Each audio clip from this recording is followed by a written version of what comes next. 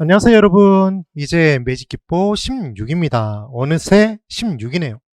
수요와 공급, 그 다음 경기 변동의 내용 조금씩 살펴보고 문제를 다시 한번 복습 개념으로 풀어보고 거미집 이론이라는 것에 대해서 설명을 한번 드리고 또 문제를 풀어볼 거예요.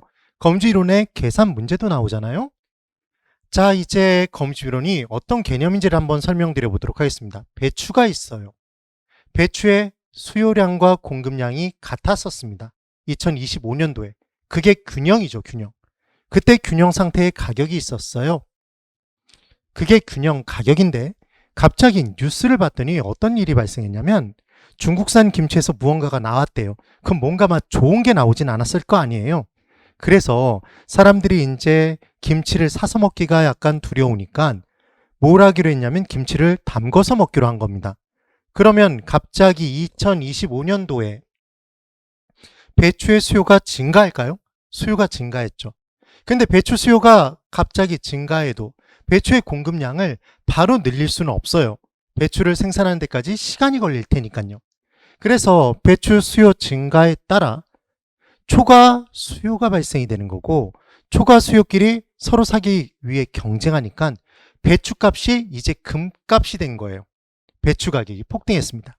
그러면 이제 농촌에서 다른 농사를 지었던 분들이 땅을 치고 후회할까요?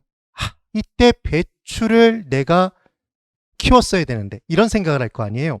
그러니까 결정했습니다. 뭘 결정했냐면 2025년도에 배추값이 금값이 된 걸 보고 가격이 폭등한 걸 보고 내년엔 배추다 이렇게 결정을 했겠죠. 그래서 2026년도에 배추 공급이 증가할까요? 여기저기 다 퍼런 배추밭이 펼쳐져 있는 거죠. 드넓은. 그래서 공급이 2026년도에 증가했어요. 여기서 정말 중요한 포인트는 지금 2026년도에 배추 공급량은 2026년 가격을 정확하게 예측해서 공급량을 산정한 건가요?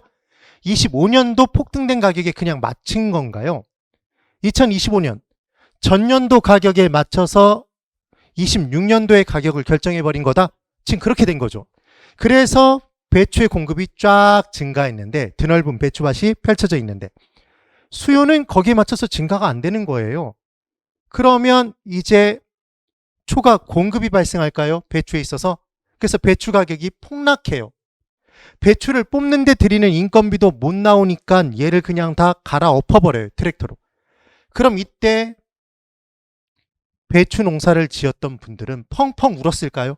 그러면서 뭐라고 다짐을 하냐면 다시 한번 내가 배추 농사를 지으면 성을 간다 이렇게 된 거예요. 성을 바꾸겠다. 그래서 김씨에서 박씨로 바꾸겠다 막 이렇게 얘기를 한 건데 그러면 2027년도에는 폭락된 가격 26년도 폭락된 가격에 맞춰서 27년도에는 배추 농사를 안 짓죠. 그러니까 배추 공급이 감소돼 버렸어요. 그럼 이제 27년도에는 수요가 더 많겠네요. 초과 수요가 발생할 것이고 다시 배추 가격이 폭등하네요. 그랬더니 28년도에 배추의 공급량이 아팠던 과거를 잊고 다시 증가하는 거죠. 그래서 농촌을 봤더니 갑자기 박씨들이 득세를 하기 시작했어요. 지금 성을 간 거죠, 지금. 이해되시죠? 그럼 28년도에 드넓은 배추밭이 또다시 펼쳐지니까 초과 공급으로 가격은 폭락한다.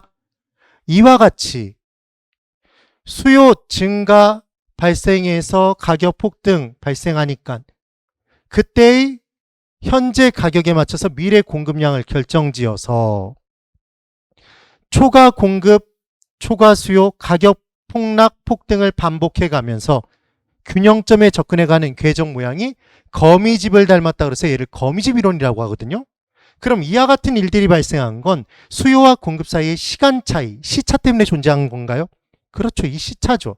그리고 이 시간 차이는 수요 때문에 발생했다, 공급 때문에? 공급 때문에. 공급하는데 시간이 걸리니까.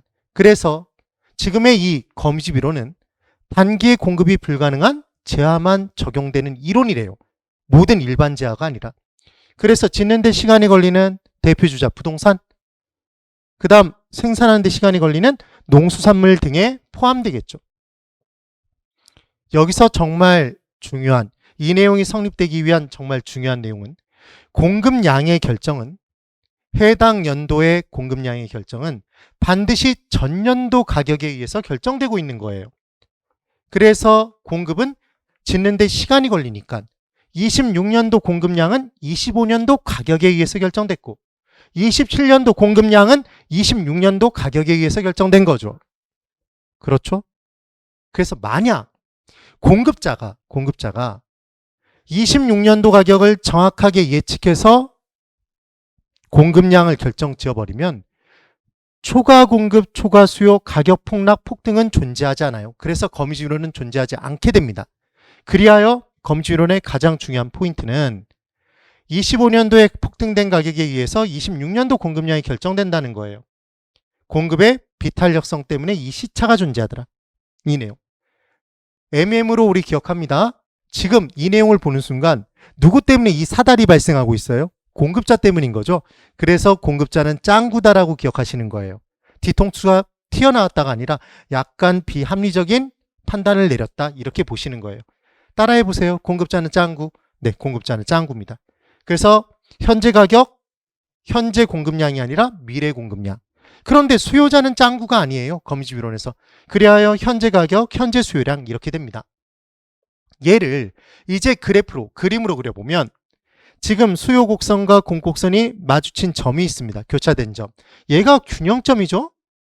그래서 균형점에서의 가격과 균형점에서의 거래량이 있었는데 이때 단기에 수요가 증가했어요. 그럼 수요의 증가는 수요의 변화네요. 수요 곡선이 어디로 이동하죠? 우측 이동하죠. 이렇게. 그럼 균형점이 이 점으로 옮겨가야 되는데 이렇게 한 방에 옮겨간다는 얘기는 공급량의 증가가 이루어진다는 얘기잖아요. 그런데 수요가 증가돼도 단계 공급량의 증가가 불가능하다? 그럼 수요 증가 시 공급량은 그대로니까 올라가 보면 위로 가겠죠? 맞죠? 그래서 가격이 폭등해요. 이 점으로 한 방에 옮겨갈 수가 없는 거예요. 공급을 바로 늘리지 못하니까. 그럼 이 폭등된 가격에는 공급량이 여기에 있죠? 그래서 공급량을 늘렸더니 초과 공급, 그러면 초과 공급에 따라 가격은 폭락된 가격에 맞춰서 공급량은 또 여기에 있네요. 그러면 초과 수요가 발생하고 다시 가격 폭등, 초과 공급, 가격 폭락, 초과 수요, 가격 폭등을 반복해 가면서 균형점에 접근해가는 궤적 모양이 뭘 닮았다? 거미집. 이게 거미집 이론인 거죠. 누가 만들었냐면 에치켈이라는 분이 만들었는데, 그래서 MM으로 에거머니나 이렇게 외울 수도 있지만 사람 이름 갖고 장난 안 칩니다. 이게 거미집 이론인 거예요. 그런데 지금은 한 점으로 몰리고 있죠, 여러분. 그래서 얘를 우리가 의견이 여러 개일 때 의견을 모으는 걸 의견을 수렴한다. 그래서 한 점으로 몰렸네, 수렴형이라고 얘기를 하는 겁니다. 그래서 예전에 강사분들이 이와 같이 PPT를 작성해서 수업을 진행하는 게 아닐 때 이 수요 곡선과 공곡선의 기울기를 조금만 잘못 그려버리면 얘가 한 점으로 몰리지 않고 퍼져나가 버리는 경우가 발생해요. 그러니까 결국 뭐냐면 얘가 이렇게 한 점으로 몰릴 수도 있고 퍼져나갈 수도 있고, 그럼 퍼져나가는 건 젊음을 발산한다. 광주 찍고 대구 찍고 대전 찍고 돌아다니는 거예요. 그렇게 발산되는 모양, 달라지는 건 수요 곡선과 공곡선의 기울어진 정도에 따라 달라진다. 예, 그 얘기입니다. 그런데 우리가 이 수요 곡선의 기울기와 공곡선의 기울기는 탄력성에 의해서 좌우됐었나요? 맞죠. 그래서 거미주이론의 모양은 수요의 탄력성과 공급의 탄력성 중에 뭐가 더 큰지 작은지에 따라 모양이 달라져요. 그래서 우리는 이제 수요 곡선의 기울기와 공곡선의 기울기를, 크기를 비교할 텐데, 수요 곡선은 수요의 법칙에 따라 반비례 관계, 그러니까 얘는 기울기가 마이너스죠. 공곡선은 공급의 법칙에 따라 가격과 공급량이 비례, 그래서 얘는 플러스예요, 기울기가. 그럼 이 둘을 그냥 부호를 붙인 상태에서 비교하면 항상 공곡선의 기울기가 플러스니까 더 크죠. 그럼 비교의 의미가 없어요. 그래서 우리는 이 크기만 비교하기 위해서 절대값을 씌워서 비교하는 겁니다. 그래야 의미가 있으니까. 아, 그래서 곡선의 기울기를 비교할 때는 절대값을 씌우는구나. 지금 그 얘기예요. 그리고 기울기와 탄력성은 반비례 관계라는 것, 역수라는 걸 우리가 공부를 했잖아요. 그래서 수요의 기울기, 수요 곡선의 기울기의 절대값이 더 작을 때, 그 말이 수요가 더 탄력적일 때 이게 수렴형이에요. 그래서 우리는 딱 이것만 기억합니다. 수탄수만 기억하는 거죠. 따라해보세요. 수탄수. 이걸 또 공탄발까지 기억하실 필요는 없어요. 수요가 더 탄력적이면 수렴형이다. 수요가 더 탄력적이라는 얘기는 수요 곡선의 기울기가 더 작은 거다. 절대값 씌웠다. 지금 그 얘기예요. 그럼 지금 수요의 증가에 따라 균형점이 이동하는데 얘가 한 방에 가나요? 움직임을 겪나요? 움직임을 쫙 몇 년에 걸쳐서 겪죠. 그래서 얘를 동태적인 균형가격 이론이다 이렇게 얘기하기도 합니다. 되셨어요. 이번에는 자 똑같이 거미줄 이론을 볼 텐데 정말 눈썰미가 뛰어나신 분들은 눈치채셨을 거예요. 지금 수요 곡선이 기울어진 정도, 공곡선이 기울어진 정도가 이번에는 공급곡선의 기울기가 더 작아요. 아까는 수요 곡선의 기울기가 더 작았죠. 그럼 지금 공급곡선의 기울기가 더 작은 게 공급이 더 탄력적인 거잖아요. 그럼 수탄수가 아니겠네요? 그럼 얘는 분명 발산형으로 그려질 겁니다. 퍼져나갈 거예요. 실제로 볼까요? 역시 수요가 증가했습니다. 그럼 우측 이동 시켰어요? 그럼 점이 한 방으로 움직일 수가 없어요. 그럼 올라간 만큼 가격 폭등, 수요 증가에 따라 초과 수요 발생, 가격 폭등. 폭등된 가격에 맞춰서 공급량을 늘리면, 그런데 공급량이 많이 증가한단 말이에요. 그럼 초과 공급에 따라 가격이 많이 폭락한다? 많이 폭락하죠. 그럼 폭락된 가격에 맞춰서 공급량은 더 많이 줄겠네요? 공급이 더 탄력적이니까. 그래서 초과 수요가 더 많이 발생하고 가격 폭등, 초과 공급, 가격 폭락, 초과 수요 지금 한 점으로 몰리나요? 퍼져나가나요? 퍼져나가죠. 이게 발산형이에요. 그래서 발산형은 공급선의 기울기가 더 작다? 절대값이 더 작죠. 그 말이 공급이 더 탄력적이다? 이 얘기입니다. 이렇게 기억을 해두시면 돼요. 그래서 뭐만 기억한다? 수탄수만 기억하면 되는 거죠. 1번. 주택매매 시장의 수요와 공급에 관한 설명으로 틀린 것을 골라보십시오. 이렇게 나왔네요. 1번 볼까요? 주택의 수요와 공급이 모두 증가하면 증가하니까 거래량은 증가죠.